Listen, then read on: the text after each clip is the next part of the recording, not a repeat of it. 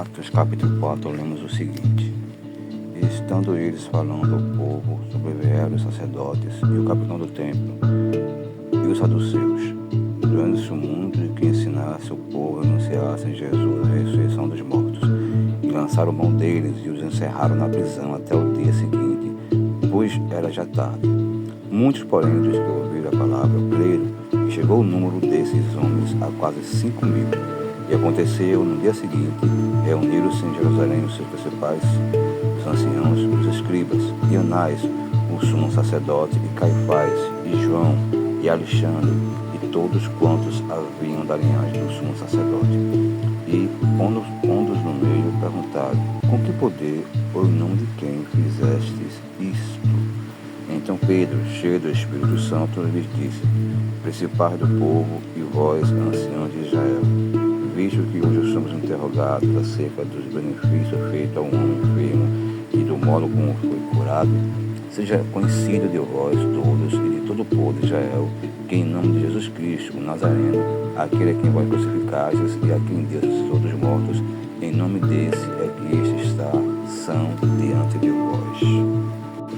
Como vocês bem sabem, aquela cura que houve no capítulo 3 de Atos incidiu nesse conflito entre os apóstolos e o sinédrio, os líderes saduceus e fariseus. E Pedro foi com muita ousadia, foi de novo cheio do Espírito Santo e trouxe uma inspiração muito grande de sabedoria e ousadia para proclamar a verdade de Deus. É teologicamente relevante que a plenitude do Espírito não foi uma experiência ocorrida uma única vez, mas sim em várias ocasiões a igreja foi cheia do Espírito Santo. Isso está com base na promessa de Lucas 12, 11 e 12. E você pode ler também outras ocorrências de enchimento do Espírito em 7,55 de Atos e capítulo 19, capítulo 13, versículo 9. Pedro disse que em nenhum outro há salvação. A maior autoridade ali era o sumo sacerdote. Não tinha Israel na época a autoridade espiritual do que o sumo sacerdote. Mas Pedro mostra que muito maior do que a autoridade do sumo sacerdote é a autoridade de Jesus Cristo, pois em nenhum outro há salvação, disse Pedro. Eles tinham convicção de que a maior necessidade de cada indivíduo era a salvação do pecado da ira de Deus.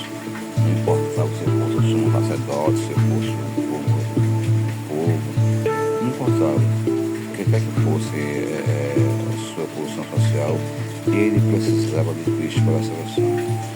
Isso revela a natureza exclusiva do Evangelho, que coloca sobre a igreja a responsabilidade de pregar o Evangelho a todas as pessoas. Então, nós temos que ter essa consciência. Você pode conferir em Atos 10:43, 1 Timóteo 2, 5 e 6. Pedro disse que não podia falar o que ele tinha visto e ouvido, e com muita coragem ele confrontou a principal liderança do povo.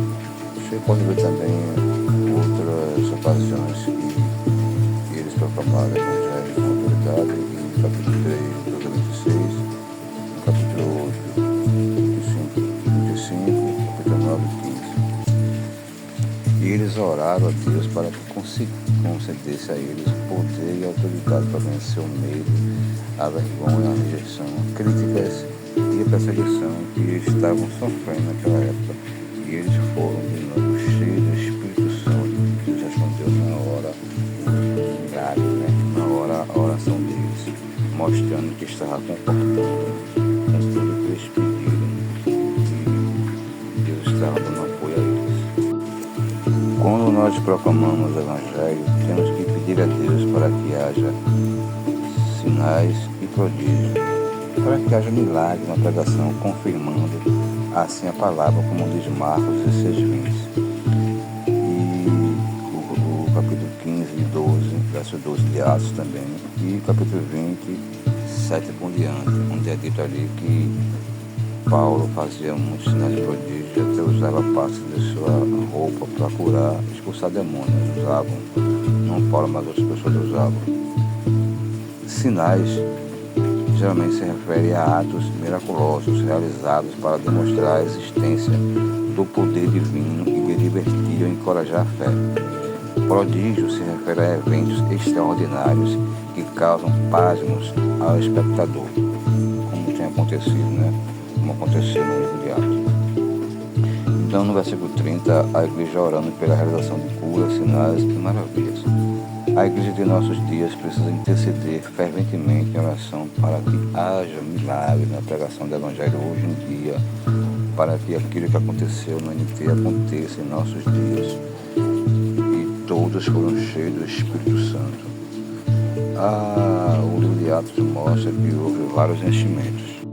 Tinha autoridade no serviço em Atos 2:4, capítulo 8, capítulo 4, versículo 8 a 31, capítulo 9, verso 17, capítulo 13, verso 9 e o 52.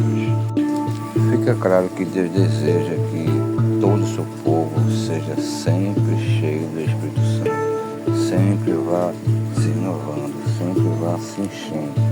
Isso fala de constância, sempre acontecendo isso, sempre buscando a Deus.